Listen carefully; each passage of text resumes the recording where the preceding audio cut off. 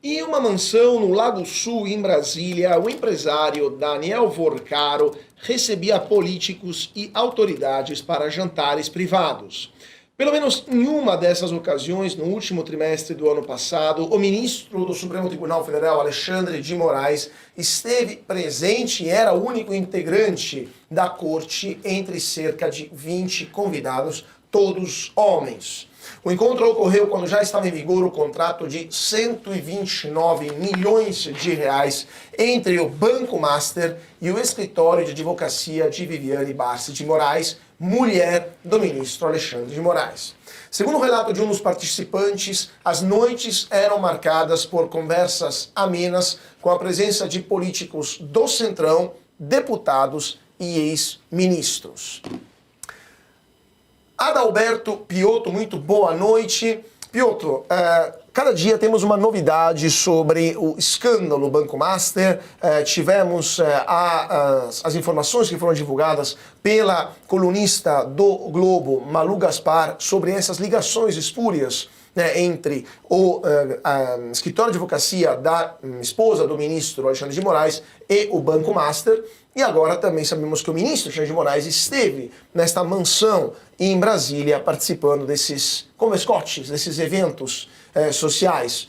Como fica a credibilidade do Supremo, que, lembramos, avogou a si as investigações sobre o Banco Master? Boa noite. Boa noite, Cauti, Ana querida, todos que nos acompanham. A credibilidade do Supremo como instituição, até porque parece não ter medidas de autocontenção, está no limbo.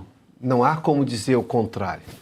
Porque, ao mesmo tempo em que a gente acompanhou durante todos esses dias o noticiário envolvendo a mulher do ministro Alexandre de Moraes, a atuação do ministro Alexandre de Moraes, as ligações dele para o Banco Central, ou os eventos sociais com o Vorcaro, o dono do Banco Master, a gente também ouve, com todo dia, ouvimos hoje novamente, o ministro Alexandre de Moraes continua decidindo quem pode e quem não pode visitar o ex-presidente Jair Bolsonaro, que está nesse momento internado e passou por um novo procedimento. Ele decidiu prender pessoas pelo que aconteceu com o Silvinei, que tentou fugir do país, levando-se em conta todo o julgamento como foi. Por um ato de terceiro, ele prende outra pessoa, o que não existe no Código Penal, não existe hoje no direito brasileiro. Mas ele, por uma ação aqui de uma pessoa terceira, ele toma uma decisão em relação a outro processo, a outro CPF. Ele continua decidindo. Em que país do mundo, com alguma lógica e com alguma moralidade, sobretudo pública, um juiz acusado e envolvido em tantas falcatruas, nesse momento, ele está acusado de ser envolvido nessas questões todas, está ficando difícil, até para os mais, digamos, dedicados defensores do ministro Alexandre de Moraes defendê-lo, ele continua decidindo. O Supremo demonstra que não tem autocontenção, não tem medidas de autocontenção. E eu não estou nem me referindo aqui ao Senado da República, que falhou durante todo esse tempo em tomar uma decisão como, por exemplo, até porque é garantido pela Constituição, o direito do Senado processar ministros do impeachment. Não teve coragem política para fazê-lo até então. Não teve maioria política para fazer. Coragem até houve por parte da oposição, que juntou, inclusive, as 41 assinaturas. O que não houve é a decisão política do presidente do Senado de levar adiante. Nem do anterior, nem desse, Rodrigo Pacheco, e nem agora de Alcolumbre. Agora, o Supremo demonstra claramente que não tem nenhuma capacidade de autocontenção. Um ministro que, nesse momento, está envolvido em uma série de acusações de escândalos gravíssimos da vida brasileira, envolvendo, inclusive, bancos, no caso, o Banco Master, continua decidindo como se nada tivesse acontecendo. Não é normal. Não poderia ser normal, não pode ser aceito como normal. Nós não aceitamos como normal. Pois é, né, Piotto? A questão, essa aproximação cada vez menos clara, né, mais opaca sobre esse tema tão complexo. Lembramos o maior escândalo do sistema financeiro brasileiro desde sempre. É a maior recuperação de um banco desde os anos 90 e mesmo na época os bancos não chegavam a 10 bilhões de reais de rombo e agora estamos com 41 bilhões de reais de rombo para o Fundo Garantidor de Crédito somente por um banco só, provocado por um banco só que é o Banco Master. Uma investigação que deveria estar na primeira instância de um tribunal comum, normal, foi, vamos, sequestrada, vamos usar esse termo, pelo Supremo Tribunal Federal.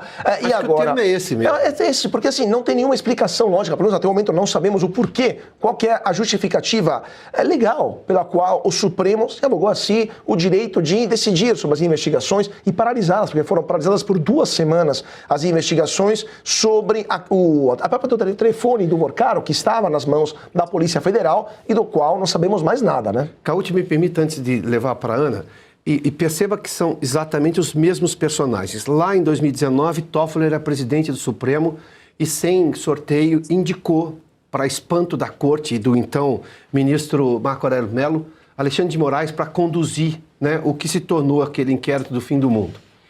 Neste momento, Alexandre de Moraes está envolvido via esposa, inclusive teria ligado, essa é a acusação que se faz em relação a ele ao Banco Central, sabe-se lá para quê, né? Tudo indica que era para pedir favores, e isso obviamente ele nega, mas qual seria essas relações até num único dia, ligou 6 vezes. A esposa tem uma série de processos e tinha um contrato com o Banco Master. E Toffoli é justamente quem arrogou para si, trouxe esse caso para dentro do Supremo. É a mesma dupla de ministros do Supremo. Ou seja, essa desinstitucionalização, esses absurdos que o Brasil vem sofrendo desde então, tem os mesmos 2 personagens, mas não estão sozinhos, né? Porque precisam de apoio dentro do Supremo. A começar do decano. A gente viu alguma declaração preocupada realmente com a realidade brasileira do ministro Gilmar Mendes? Não vi. Na verdade, há pouco tempo ele estava defendendo a coragem do ministro Alexandre de Moraes.